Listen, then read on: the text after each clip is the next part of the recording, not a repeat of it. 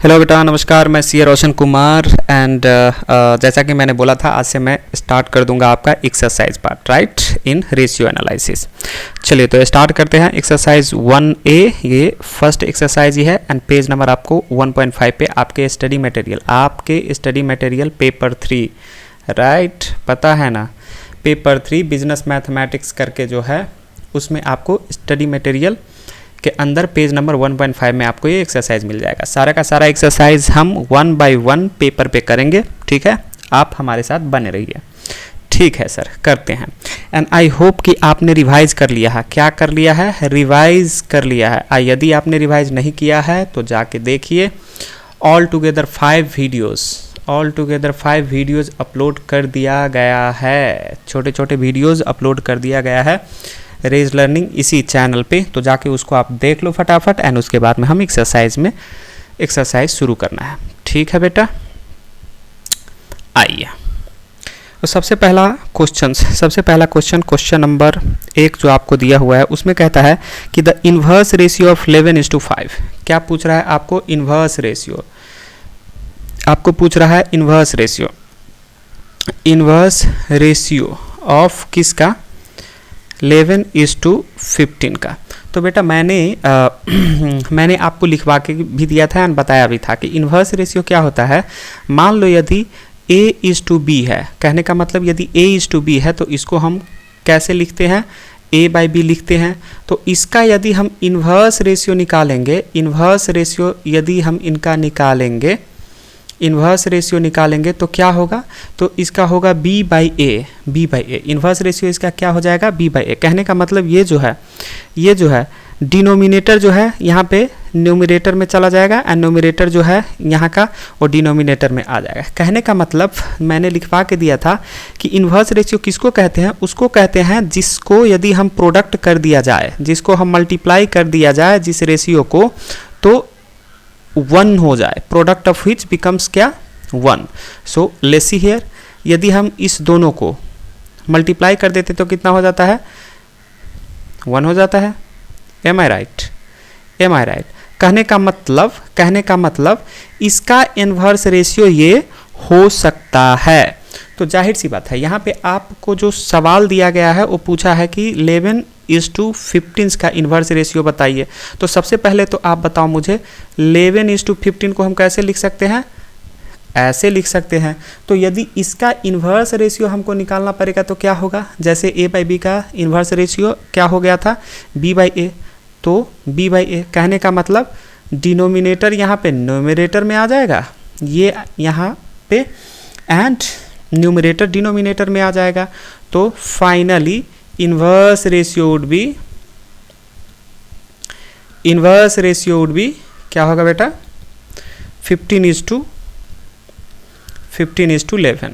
समझ में आया? जी सर, समझ में आ गया। Very good. देख लीजिए, ये कोई ऑप्शन है sir? Option yes, A number ही इसका ऑप्शन है। पॉइंट A आंसर आप मैच करते चलना, ठीक है। 1 नंबर हो गया। चलिए अब 2 नंबर का सवाल हम देख लेते हैं फटाफट। ऐसे ही बने रहो, एकदम अलर्ट रहना है बेटा आपको। 2 नंबर में क्या है?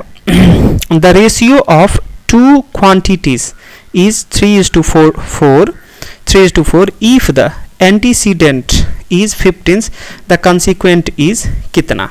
तो आपको दे दिया कि रेशियो ऑफ 2 क्वांटिटीज, तो आपको रेशियो दे दिया, ratio of 2 quantities. The ratio of 2 quantities आपको दे दिया, कितना दे दिया? 3:4। और बोल रहा है कि if the antecedent is 15, the consequent कितना होगा? एंड बोल रहा है कि एंटीसीडेंट यदि 15 है तो कंसिक्वेंट कितना होगा?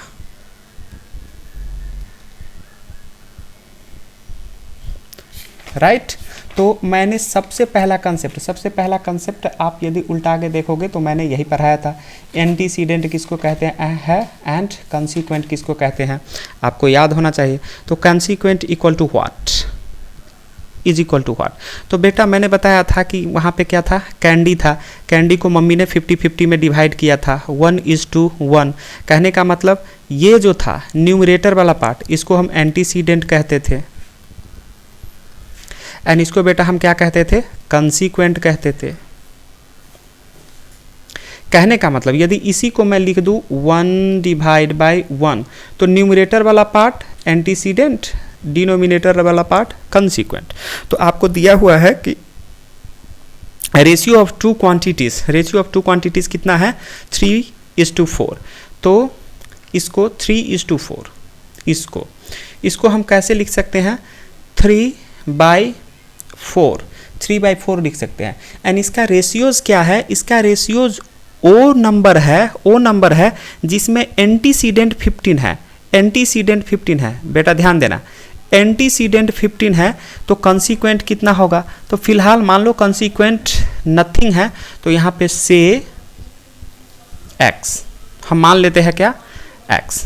सर ये आपने क्या किया, सिंपल सी बात है, आपको दो नंबर है एंड उस दो नंबर का रेशियोज आपको 3:4 दिया हुआ है, एंड वो जो नंबर है उसमें एंटीसीडेंट आपको ऑलरेडी दे दिया गया है। एंटीसीडेंट बोलने का मतलब होता है न्यूमरेटर, यहाँ पे देखिए एंटीसीडेंट का मतलब होता है न्यूमरेटर। फर्स्ट हाफ आपको दिया हुआ है, फर्स्ट नंबर आपको दिया है, तो सेकेंड नंबर कंसीक्वेंट कितना होगा। तो इसको हम सिंपली इक्वेट कर देंगे कि 3:4 जो है वो रेशियो कितना है, किसका है, तो 15/x का। x क्या है, कंसीक्वेंट है, जो हमें फाइंड आउट करना है। अब इसको हम सिंपली एक मैजिक करेंगे। मैजिक क्या करेंगे सर, मैजिक करेंगे क्रॉस मल्टीप्लिकेशन। ये तो बेटा बचपन से आप पढ़ते आ रहे हो। जी सर, हम तो बचपन से पढ़ते आ रहे हैं। तो चलिए इसको क्रॉस मल्टीप्लिकेशन कर देते हैं। कर दीजिए सर, आप ही कर दीजिए। तो 3 × x इक्वल टू 4 × 15। बताओ बेटा कितना है, तो 3x इक्वल टू 15 4 60।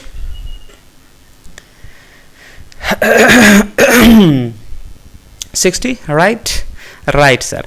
अब हम इसको सोल्व करेंगे, तो x इक्वल टू, ये देखो 3 क्या है, मल्टीप्लिकेशन में है, इस साइड जाएगा तो क्या हो जाएगा, डिवीजन हो जाएगा। ए रूल भी मैंने बता दिया था, सिंपल मैथमेटिक्स। जी सर आपने बताए थे। चलिए, तो 60/3। अब 60/3 इसको यदि हम सिंप्लीफाई करते हैं तो 3 1 जा 3, 3 2 जा 60, 20। कहने का मतलब 20/1। अब बेटा किसी भी नंबर में 1 से डिवाइड दोगे तो कितना हो जाएगा, तो सर जितना होगा वो आपके सामने है, 20। तो कहने का मतलब बेटा, और 20 कंसीक्वेंट क्या है, 20 है, अर्थात एंटीसीडेंट 15, तो consequent equal to x equal to कितना आया बेटा आपको, 20। Very good, 20। चलिए अब 20 देख लीजिए, कोई ऑप्शन है क्या इसमें। जी सर है ना, डी नंबर का ऑप्शन है। तो आपका हो गया डी नंबर का ऑप्शन। आंसर आप चेक कर लेना। ठीक है सर, इसमें कोई डाउट है तो फिर से इसको देख लीजिए, नो इश्यू।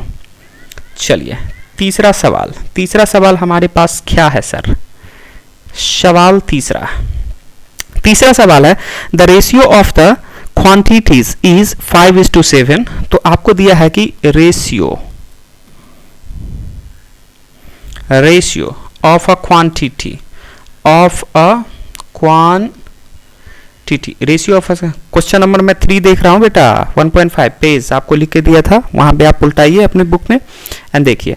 तो रेशियो ऑफ द क्वांटिटी कितना है, 5:7। That must be equal to 5/7। यहां तक किसी को कोई doubt, no sir. If the consequent of its inverse ratio is 5,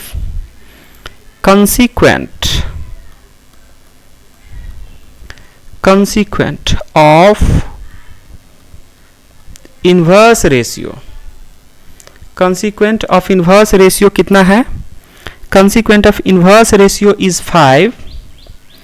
5, the antecedent कितना होगा, antecedent equal to what, antecedent equal to what,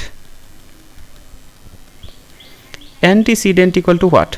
बेटा ध्यान देना, ये जो है ऐसे सवाल जानलेवा होता है। क्यों? क्योंकि आप थोड़ा मिस किए, थोड़ा गलत पढ़े तो आप गए। क्या बोला है आपका कि रेशियो ऑफ क्वांटिटी 5:7 तो है, 5:7 तो है, ये तो नॉर्मल दिया हुआ है, लेकिन बोला है कि consequent of the inverse ratio is 5, consequent of inverse ratio is 5। कहने का मतलब कुछ रेशियो था जिसका कंसीक्वेंट क्या है, 5 है।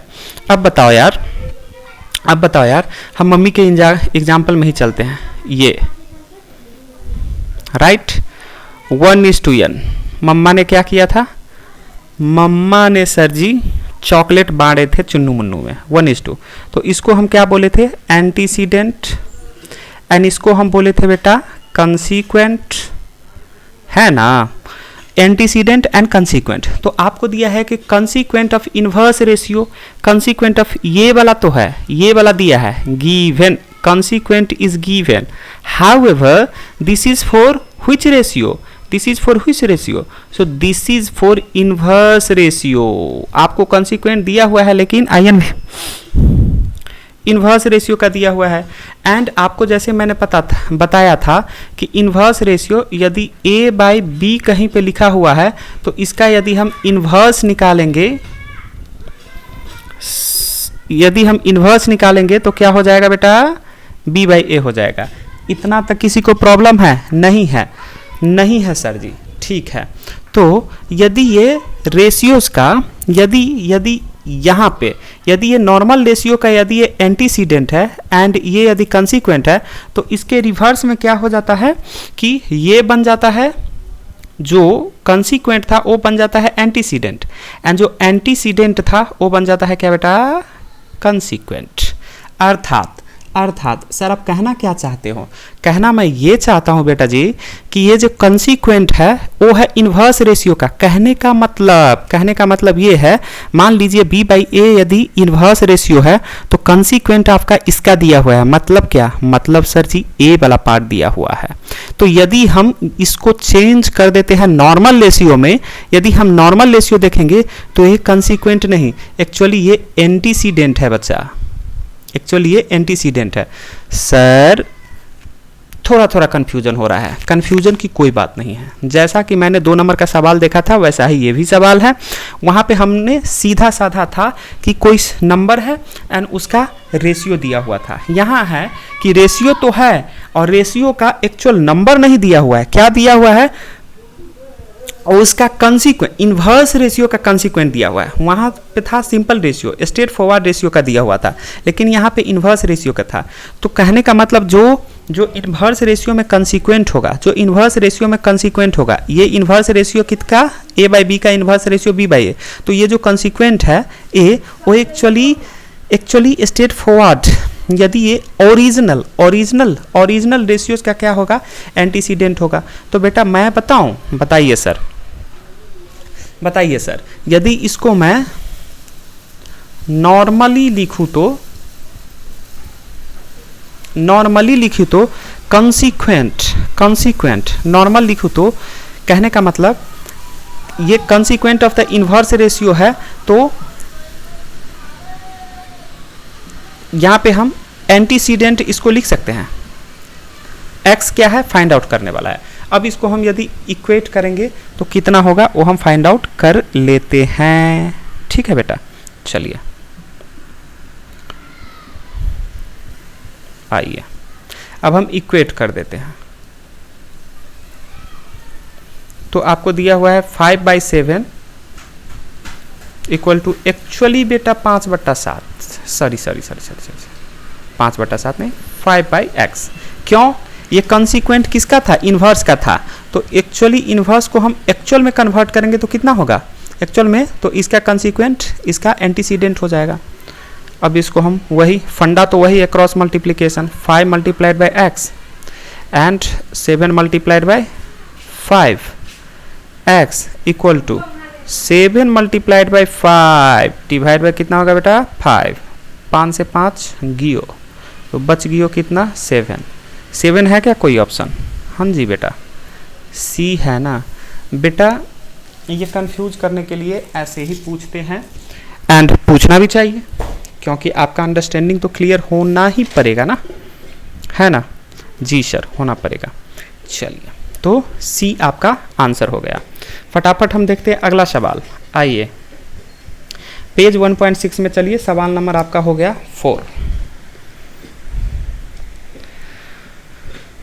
सवाल नंबर हो गया बेटा जी 4 में पूछा है कि the ratio compounded of 2:3, 9:4, 5:6 and, तो आपको पूछ रहा है कि कंपाउंडेड रेशियो, आपको पूछ रहा है क्या, कंपाउंडेड रेशियो।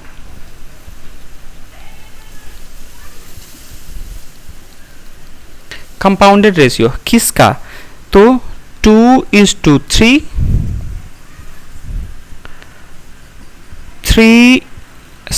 9:4, 2:3, 9:4 एंड बेटा 5:6, 5:6 एंड सबसे अंत में है 8:9। ये आपको 4 डिफरेंट रेशियो दिया हुआ है। How many, 4 different ratio you have and they are asking you compounded ratio. So यदि आपको कंसेप्ट याद होगा तो मैंने बोला था कि यदि A:B है एंड B:C है एंड इसका यदि कंपाउंडिंग पूछ रहा है, इसका यदि कंपाउंडिंग पूछ रहा है, कहने का मतलब A/B एंड B/C, कुछ नहीं बेटा, A:B को मैंने A/B लिखा, B:C को मैंने बेटा B/C लिखा। तो इसका यदि कंपाउंडिंग पूछ रहा है तो मैंने बोला था कि आप न्यूमरेटर को मल्टीप्लाई कर दीजिए प्लस डिनोमिनेटर को मल्टीप्लाई कर दीजिए।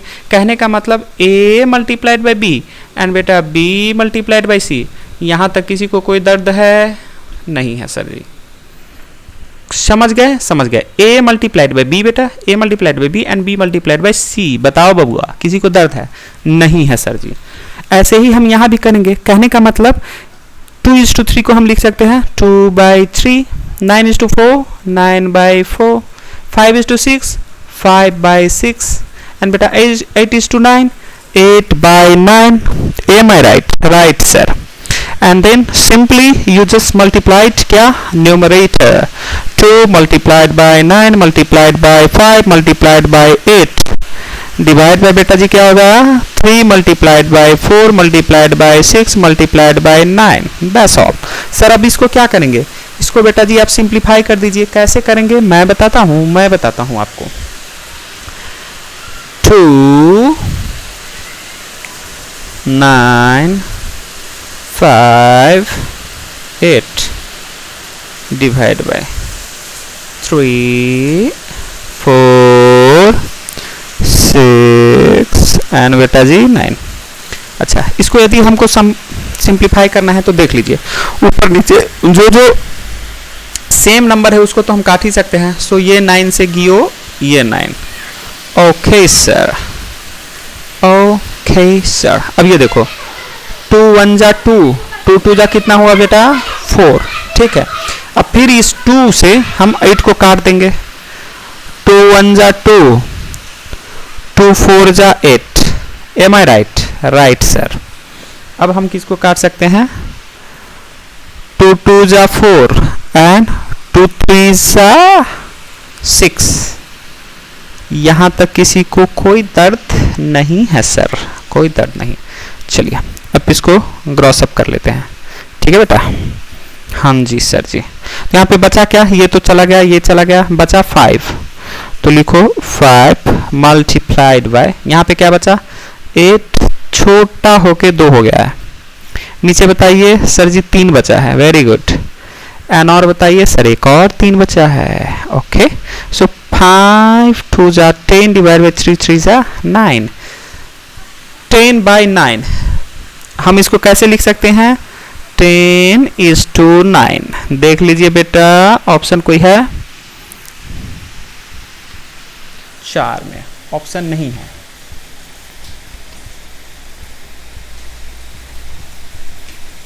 राइट? आप आंसर में देखोगे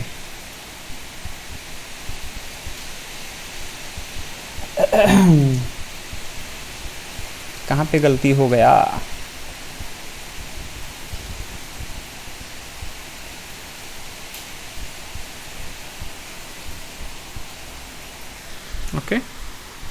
3 3 ज़ा 9। रेशियो क्या था? 4 नंबर। रेशियो क्या था? 2:3, 9:4, 2:3, 2:3, 9:4। उसके बाद में क्या था? 9:4, 5:6 एंड 8:10 था। 8:10 था। बेटा ये गलत हो गया। यहाँ पे क्या है? 8:10 है। 8:10 है।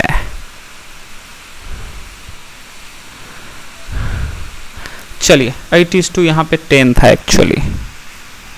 8:10 है, ठीक है। 8:10 होगा।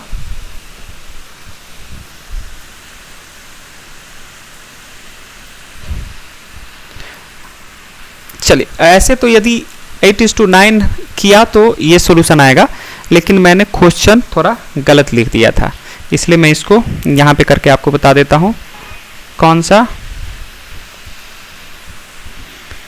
सा बेटा? नंबर 4।